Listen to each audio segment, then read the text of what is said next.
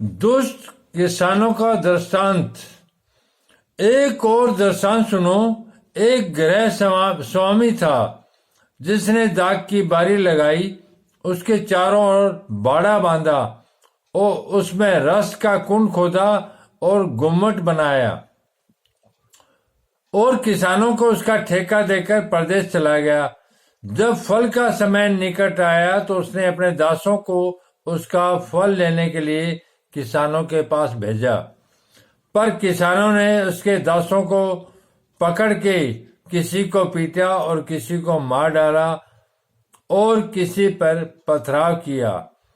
फिर उसने पहलों से अधिक और दासों को भेजा, उन्होंने उनसे भी वैसा ही किया। अंत में उसने अपने पुत्र को उनके पास ये सोचकर भेजा कि वे मेरे पुत्र का आदर करेंगे, परंतु किसानों ने पुत्र को देखकर आपस में कहा, यह तो वारिस है, आओ इसे मार डालें और इसकी मिरास ले लें।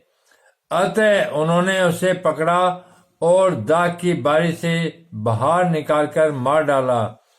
इसलिए जब दाख की बारी का स्वामी आएगा तो उन किसानों के साथ क्या करेगा? उन्होंने उससे कहा, वह उन बुरे लोगों को बुरी रीति से नष्ट करेगा और दाख की बारी का ठेका दूसरे किसानों को देगा जो समय पर उसे फल दिया करेंगे। यीशु ने उनसे कहा, क्या तुमने कभी पवित्र शास्त्र में यह नहीं पढ़ा, जिस पत्थर को राज मिस्त्रियों ने निकम्मा ठहराया था वही कोने के सिरे का पत्थर हो गया।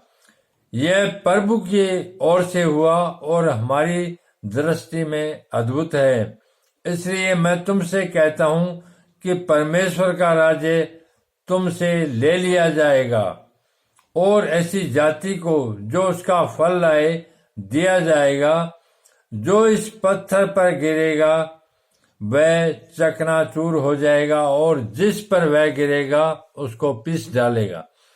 प्रधान याजक और फरीसी उसके दृष्टांत को सुनकर समझ गए कि वह उनके विषय में कहता है और उन्होंने उसे पकड़ना चाहा, परंतु लोगों से डर गए क्योंकि वे उसे भविष्य वक्ता मानते थे।